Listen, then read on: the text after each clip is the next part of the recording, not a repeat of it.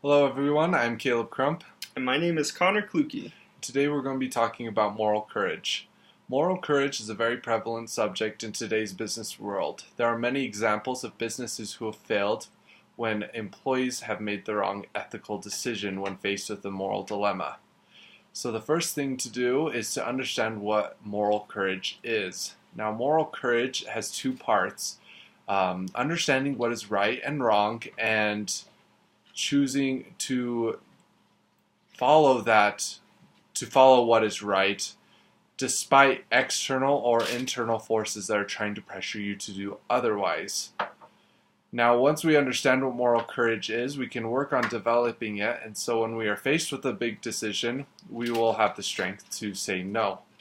Now, to develop moral courage, it is important that we exercise it every day. Every day we have small, seemingly insignificant decisions that have very small consequences, and these are great places to practice because if we can't stick to what we believe is right in those easy decisions, then we will fall when we are faced with the big ones.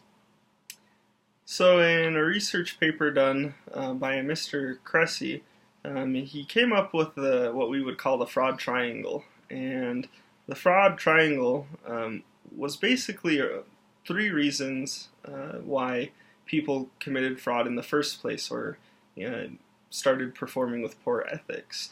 And there were three components of that, and those three components were there were pressure, a lack of internal controls, and then rationalization.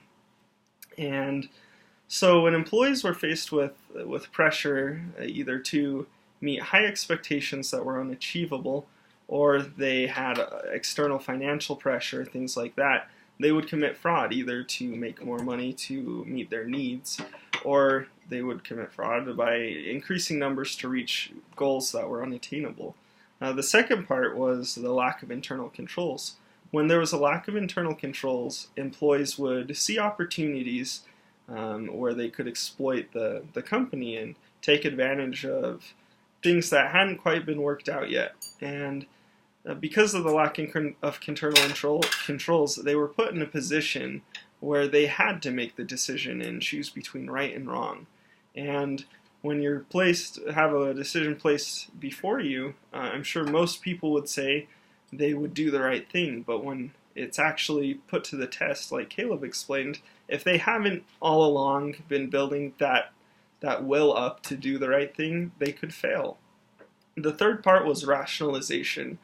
When employees feel like they're doing more than they should be, or think they've done a great job and they feel like they deserve maybe more of a pay increase or something to that effect, sometimes they will rationalize taking money from the company in order to fairly compensate themselves in their minds. And we know it's not correct, but they can be put in that mindset where they feel entitled to more, just as one example.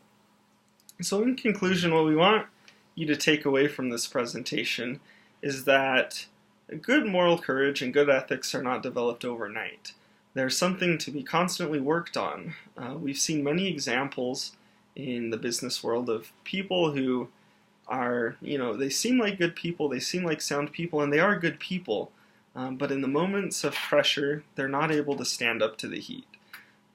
As we've explained, it's important to make good decisions day by day, and so to speak, build an armor of moral courage and be able to stand up to any predicaments we may be put into in the future.